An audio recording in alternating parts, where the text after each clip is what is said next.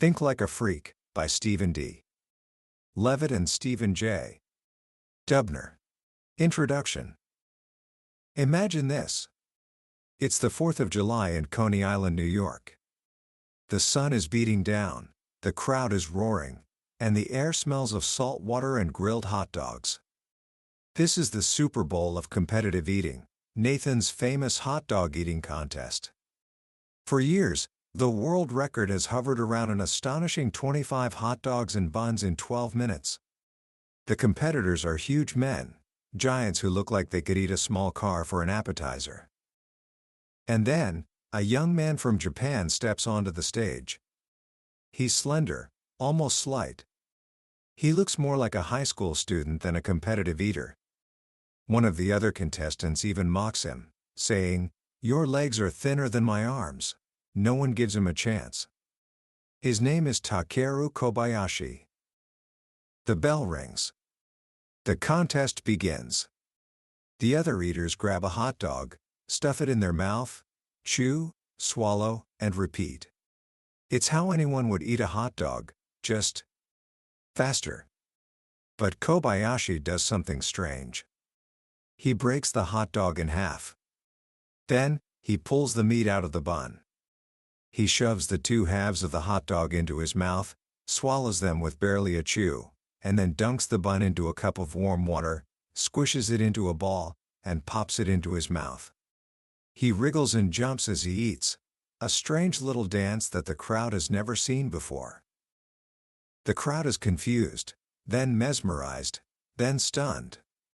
When the final bell rings after 12 minutes, the old record of 25 hot dogs hasn't just been broken. It's been obliterated. Takeru Kobayashi, the skinny kid from Japan, has eaten 50 hot dogs and buns. He didn't just beat the record, he doubled it. How is that possible? How does someone come along and not just get a little bit better, but completely change the game? That, my friend, is the question at the heart of the book we're diving into today, Think Like a Freak, by Stephen D. Levitt and Stephen J. Dubner. You might know them as the minds behind the smash hit Freakonomics. For years, people wrote to them asking for help solving every problem imaginable, from obesity to world hunger. It was as if people believed they had some kind of magic tool for finding answers no one else could see. But the authors will tell you, there is no magic tool. There's just a different way of thinking. A way of looking at the world not as we wish it were, but as it actually is. It's about stripping away our biases, our preconceptions, and our fear of looking foolish. It's about learning to think like a child again, to ask the obvious questions nobody else is asking. To think like a freak. In this journey today, I'm going to share the secrets from this incredible book. I promise you, by the end of our time together, you won't just have a few new ideas. You'll have a completely new toolkit for solving problems, for persuading others, and for seeing the hidden side of, well, everything. You'll learn why quitting is sometimes the smartest thing you can do, what King Solomon and the rock star David Lee Roth have in common, and how admitting what you don't know is the first step toward true wisdom. This isn't just about learning facts, it's about retraining your brain. So, let's begin. Book summary. So, where does this journey to thinking differently begin? You might expect it to start with some complex formula or a grand, sweeping theory. But it actually begins with something much, much simpler. It begins with 3 of the hardest words in the English language. They're not "I love you." They are, "I don't know." Think about it. From the time we're little kids in school, we're rewarded for having the right answer. We raise our hand, we get called on, we feel smart. We're taught that not knowing is a sign of weakness. So we learn to fake it. Researchers once told a group of young children a simple story about a girl named Mary who goes to the beach in a red car, eats ice cream, and has sandwiches for lunch. Then they asked the kids some questions. What color was the car? Almost everyone got it right. Red. Did they have fish and chips for lunch? No. Sandwiches. Easy. But then they asked, did they listen to music in the car? And did they drink lemonade with lunch? The story never mentioned music or lemonade. The correct answer was, I don't know. And yet, a stunning 76% of the children just made up an answer, yes or no. They'd rather be wrong than admit they didn't know. And we adults? We're not much different. We carry this habit into our lives, our jobs, our relationships. We pretend to be experts. We offer opinions with great confidence on subjects we know almost nothing about. The authors call this ultracrepidarianism, the habit of giving advice on matters outside of one's knowledge. We're all guilty of it. But when you're trying to solve a problem, pretending you know the answer is the surest way to fail. You can't learn anything new if you think you already know it all. Thinking like a freak means having the courage, the humility, to start with I don't know, because admitting ignorance is the first step toward actual discovery. And once you've admitted you don't know, the next step is to make sure you're asking the right question in the first place. This brings us back to our friend, Takeru Kobayashi, the hot dog eating champion. For decades, every competitive eater in the world was asking the same question: how can I eat more hot dogs? Their answer was to just be bigger, stronger, and faster at doing the same old thing. But Kobayashi asked a completely different question. He asked, how can I make hot dogs easier to eat? That simple shift in perspective changed everything.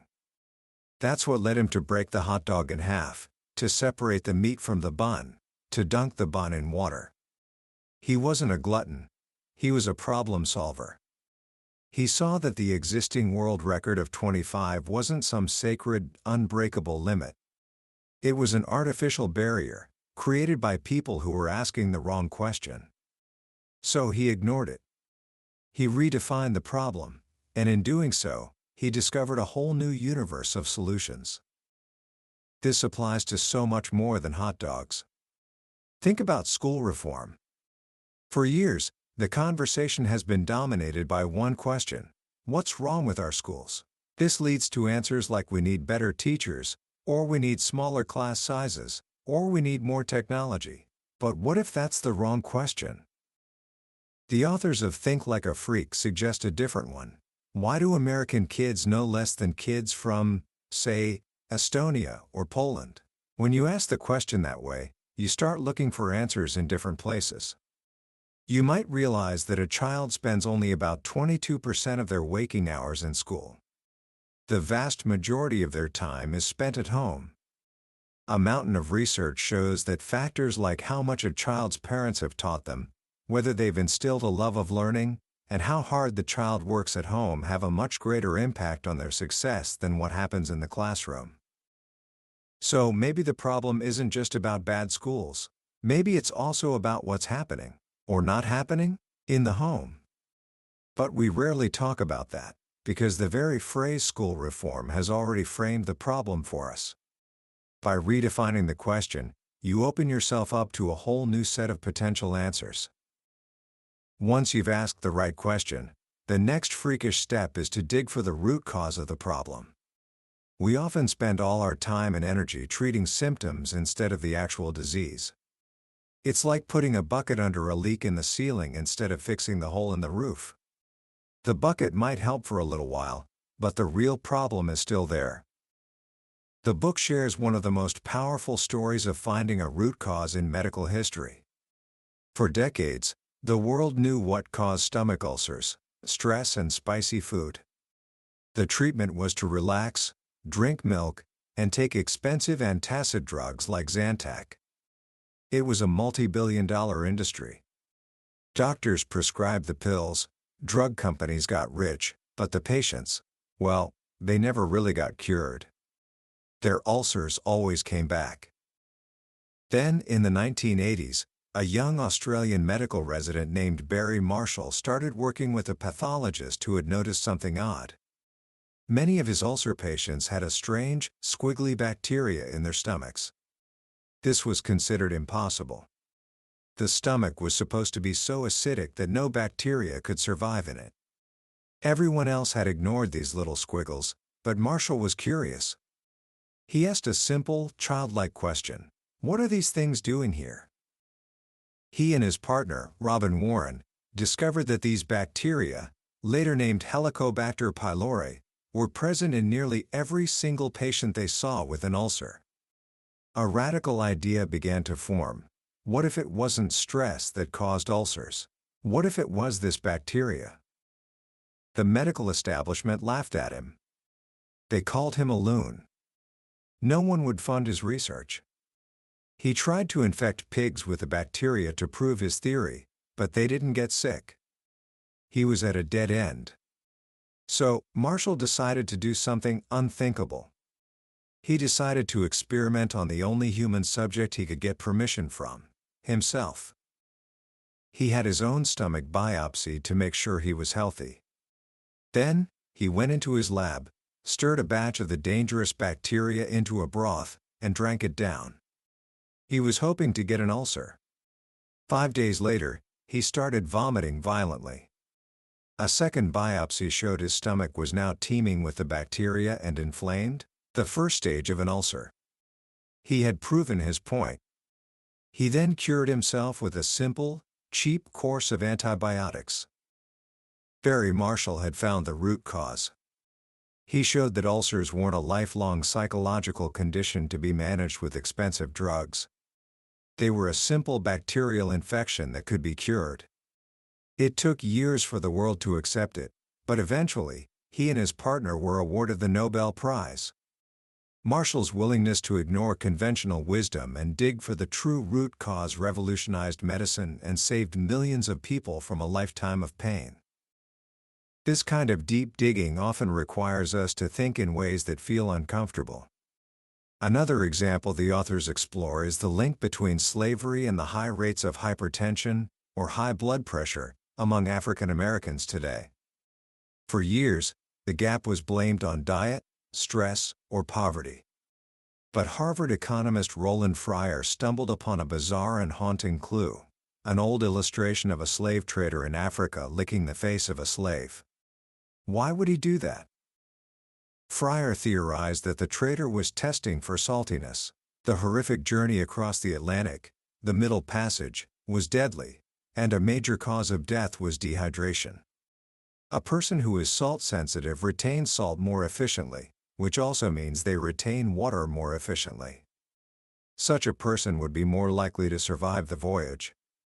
So, slave traders may have been unconsciously selecting for slaves who were better at retaining salt. Today, that same genetic trait, a high sensitivity to salt, is a primary driver of hypertension. And what Fryer found was that black populations in America and the Caribbean, whose ancestors survived the slave trade, have significantly higher rates of hypertension. But black populations still living in Africa do not. This suggests that the root cause of this modern health crisis may lie in a brutal selection process that took place hundreds of years ago. It's a deeply unsettling idea, but by facing these difficult root causes, we open the door to better solutions. In this case, it might mean a greater focus on simple diuretics, pills that help the body get rid of excess salt. Finding the root cause is hard. It requires a kind of thinking that most of us have forgotten how to do. It requires us to think like a child. Now, that might sound a little silly. But think about it. Kids are relentlessly curious. They aren't afraid to ask obvious questions. They aren't burdened by years of experience telling them that's not how it's done. They don't worry about looking sophisticated. It was a child, after all, who pointed out that the emperor had no clothes. Thinking like a child starts with thinking small. We all want to be big thinkers, to solve world hunger or climate change. But big problems are big for a reason. They are incredibly complex and tangled. The authors argue that it's often more productive to tackle a small, manageable piece of a big problem. Consider education. A few economists were studying why kids in poor rural parts of China were struggling in school. Instead of proposing a massive overhaul of the education system, they noticed something small and obvious. A lot of the kids were squinting to see the blackboard. It turned out that a huge percentage of these problem learners just needed glasses. So they ran an experiment. They gave free eyeglasses, costing just $15 a pair, to half the students. What happened? After just 1 year, the kids with glasses had learned 25 to 50% more than their peers. A $15 pair of glasses was more effective than many multi-million-dollar education programs. It was a small solution that made a huge difference, and it came from not being afraid to address the obvious. Children also aren't afraid to have fun. And this, the authors say, is a secret weapon. As we grow up, we're taught that serious work has to be, well, serious. Fun is for the weekend. But think about the people who are truly great at what they do. They don't just work hard, they are obsessed. They love it. Their work is their play. It's hard to get incredibly good at something you don't enjoy. This idea can even be used to solve public policy problems. For example, Americans are notoriously bad at saving money. Why? Because spending money is fun, and saving it is boring. Meanwhile, we spend about $60 billion a year on lottery tickets. Playing the lottery is fun, even though it's a terrible investment. So what if you could combine the fun of the lottery with the virtue of saving? That's the idea behind something called a prize-linked savings account, or a Nalase lottery. It works like this. Instead of buying a lottery ticket, you deposit money into a special savings account. You agree to give up a tiny bit of your interest, and that interest is pooled with everyone else's to create a big jackpot. Periodically, a random winner is chosen from all the account holders. The difference is, even if you don't win, you never lose your original money. You've had the fun of playing the lottery, but you've actually been saving the whole time. It's a brilliant way to harness our love of fun for a good cause. The power of childlike thinking is that it frees you from the trap of your own assumptions. Magicians will tell you that it's actually harder to fool a child than an adult. Why? Because adults have a lifetime of expectations about how the world works. A magician's job is to exploit those expectations. When a magician pretends to shuffle a deck of cards, an adult assumes the cards are being shuffled. A child, who has no such assumption, might just watch the magician's hands and see the trick for what it is. Kids are simply paying more attention to what's actually happening, not what's supposed to be happening. Of course, once you start thinking differently, you'll come up with ideas that others might find strange or even threatening. How do you get them on board? This leads to one of the most important parts of the Freak Thinker's Toolkit: understanding incentives. The mantra of Freakonomics is simple: people respond to incentives. It seems obvious, but we forget it all the time. If you want to change someone's behavior, you have to understand what truly motivates them, not what you think should motivate them. A simple, funny example from the book: one of the authors was trying to potty train his 3-year-old daughter, Amanda. Nothing was working. So, being an economist, he decided to offer a powerful incentive. He got down on her level and said, "If you go to the toilet, I'll give you a bag of mandamus." It worked like magic. For 3 days, it was perfect. But on the 4th day, Amanda figured out the system.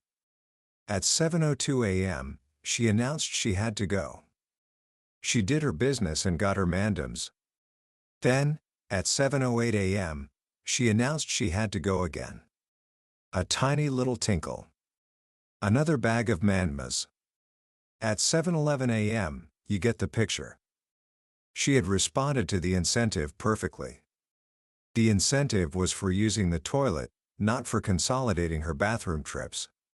She gamed the system. This teaches us a crucial lesson: the incentives you design are not always the incentives that people receive. People will always find a way to work the system to their advantage.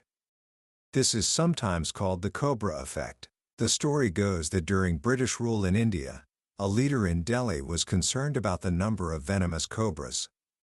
So he offered a cash bounty for every dead cobra. The plan worked beautifully at first. But then, enterprising people started breeding cobras in their backyards just to kill them and collect the bounty. When the government realized what was happening and canceled the program, the cobra farmers did the logical thing. They released all their now worthless snakes into the city.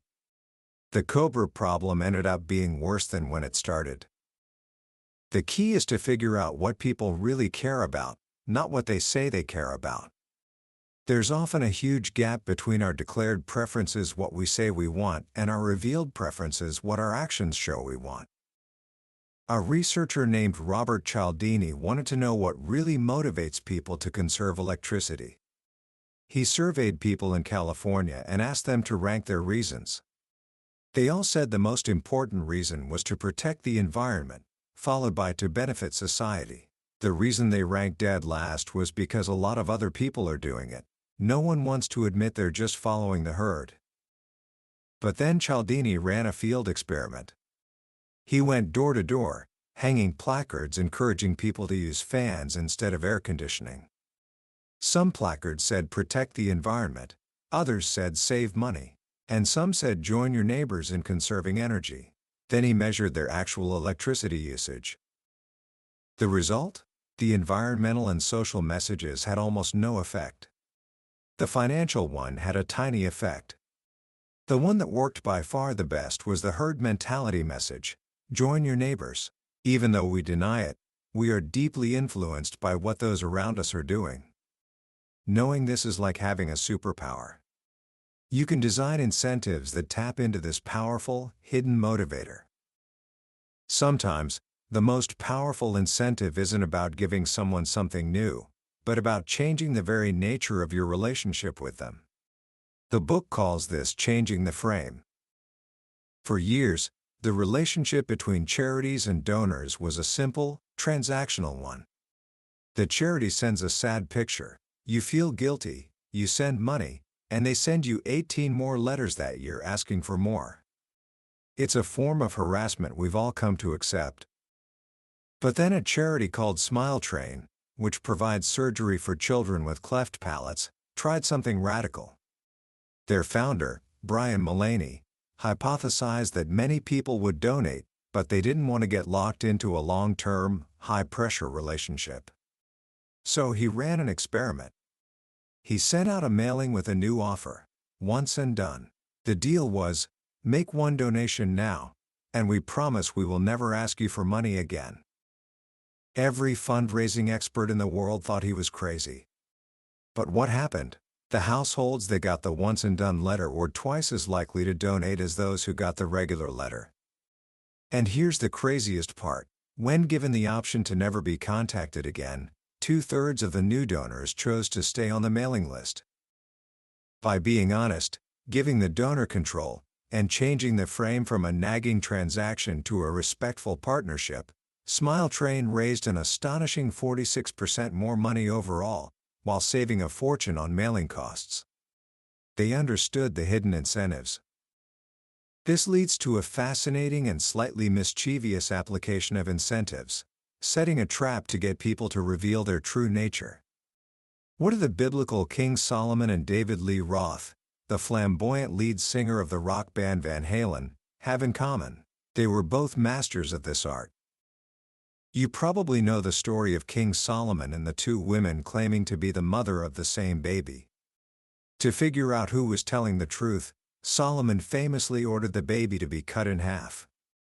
The real mother, horrified, immediately gave up her claim to save the child's life, while the liar said, "Go ahead, cut it." Solomon had set a trap that forced the two women to reveal their true character. Now, David Lee Roth. In the 1980s, Van Halen was one of the biggest bands in the world, famous for their massive, complex stage productions.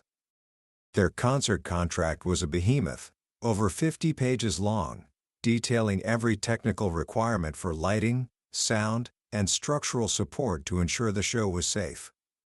But how could they know if the local promoter in each city had actually read this massive document carefully? They buried a secret test deep inside the rider, on page 40, in the Munchies section.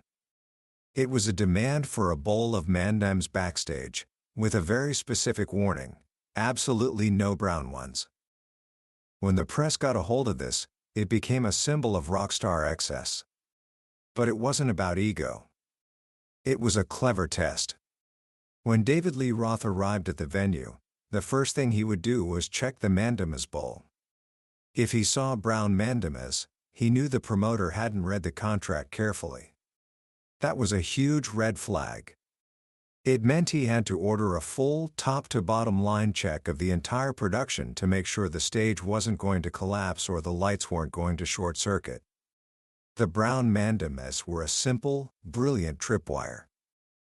This technique is even used by Nigerian email scammers. You've gotten those emails, right?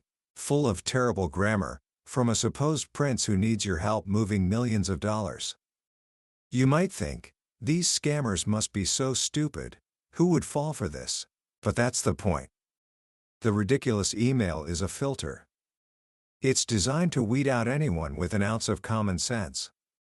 The only people who will reply are the most gullible people on earth, exactly the targets the scammers are looking for. The absurd email gets the garden to weed itself. Once you start thinking this way, you'll encounter resistance.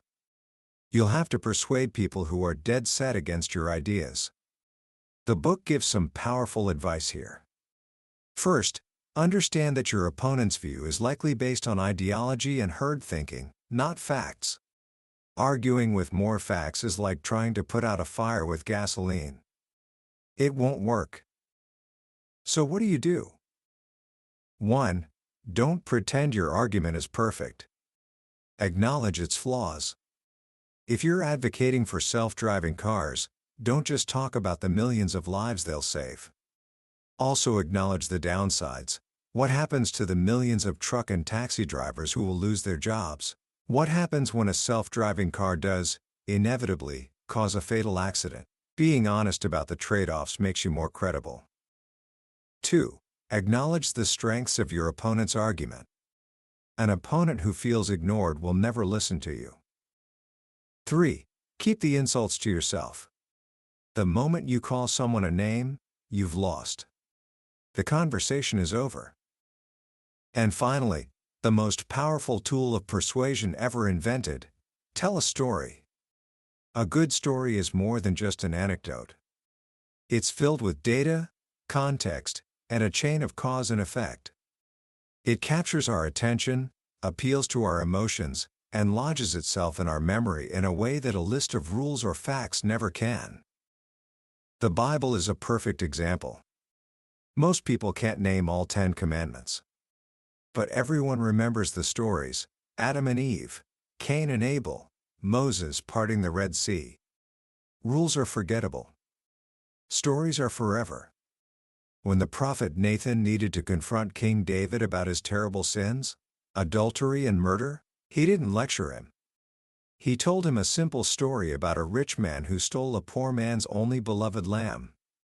David was enraged by the injustice of the story, declaring the rich man deserved to die.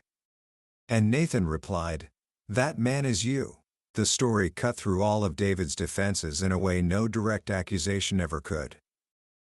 This brings us to the final, and perhaps most freakish, lesson of all: the upside of quitting. From the time we're kids, we're fed one message: a winner never quits, and a quitter never wins. We're told to never give in, to stick it out no matter what. Quitting is seen as the ultimate sign of failure, of weak character. The authors argue this is terrible advice. They say we're biased against quitting for 3 main reasons. First, that lifetime of conditioning. Second is something economists call the sunk cost fallacy. This is the feeling that you've already invested so much time, money, or effort into something that you can't possibly walk away now, even if it's clearly not working. It's the logic that keeps someone pouring money into a failing business, or staying in a miserable relationship for years. It's throwing good money after bad. The third reason is that we focus on the concrete costs of quitting, but we ignore the opportunity cost. Opportunity cost is the value of the next best thing you could be doing with your time and energy. Every hour you spend on a failing project is an hour you can't spend on something that might actually succeed.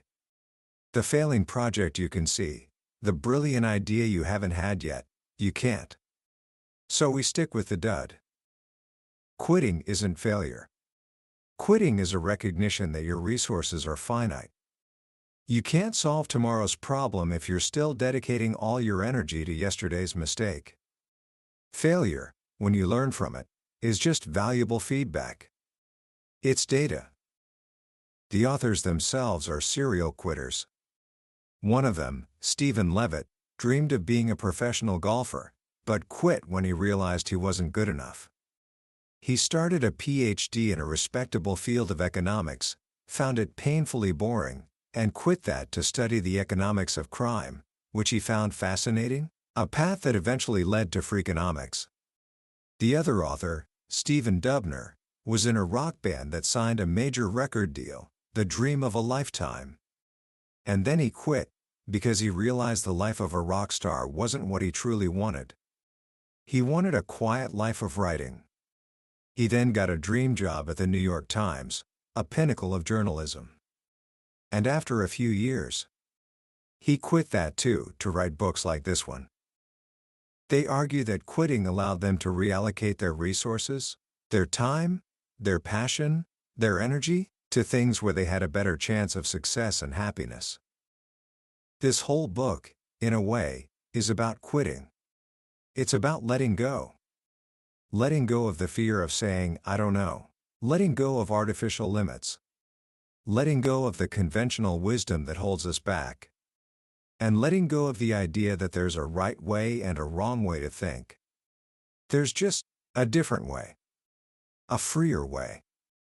A way to see the world with fresh eyes, and maybe, just maybe, to solve a problem or two along the way. Commentary. As we wrap up our journey through Think Like a Freak, it's worth pausing to reflect on what this all really means. This book isn't a collection of tips and tricks, not really. It's a philosophy. It's an invitation to adopt a new mindset, one rooted in humility, curiosity, and a healthy dose of playful rebellion. What I find most powerful about this book is its liberating message. It gives you permission to be wrong. It gives you permission to not have all the answers.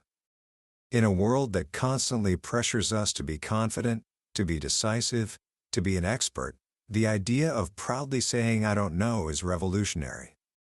It's the key that unlocks the door to real learning. Because until you admit you don't know, you can't possibly find out.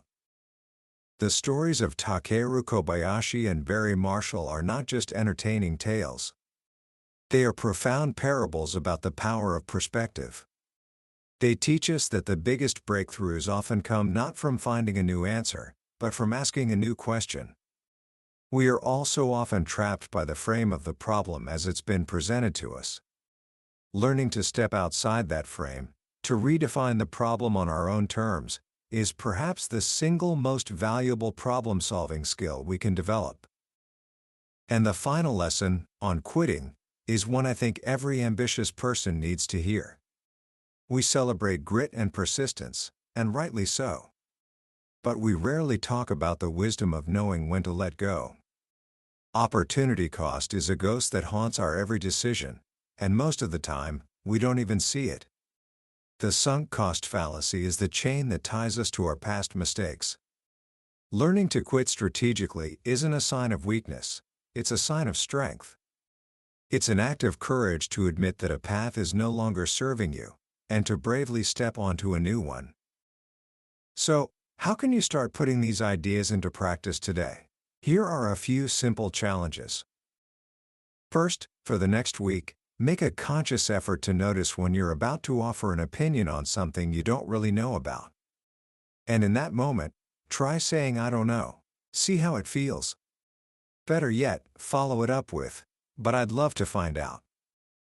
Second, the next time you're stuck on a problem, either at school, at work, or in your personal life, Take 10 minutes and do nothing but brainstorm different ways to ask the question. Don't look for answers. Just look for new questions. Like Kobayashi, ask yourself, how can I make this problem easier to solve? And third, start looking for the incentives. When you see a situation that seems baffling, why are people acting that way? Ask yourself, what are the hidden incentives at play? What is motivating their behavior beyond what they say? This is like putting on a pair of X-ray glasses that let you see the hidden architecture of the world. We've journeyed through the core of Think Like a Freak today, exploring its most powerful stories and ideas. But I'll be honest with you, a summary can only take you so far. The real magic happens when you hold the book in your hands. It's in the quiet moments, when a particular story or a simple phrase lands in a way you didn't expect. This overview is designed to help you decide if this book deserves your time. If anything we've talked about has sparked your curiosity or challenged your thinking, I wholeheartedly encourage you to grab a copy. Reading it isn't just about learning, it's an experience that can genuinely change the way you see the world and your place in it. The link to the book is in the description below. Also, if you found this journey valuable, it would mean the world to me if you'd hit that like button and subscribe to the channel. That way, you won't miss our next exploration into another life-changing book from the billionaire's bookshelf. Let's keep learning and growing together.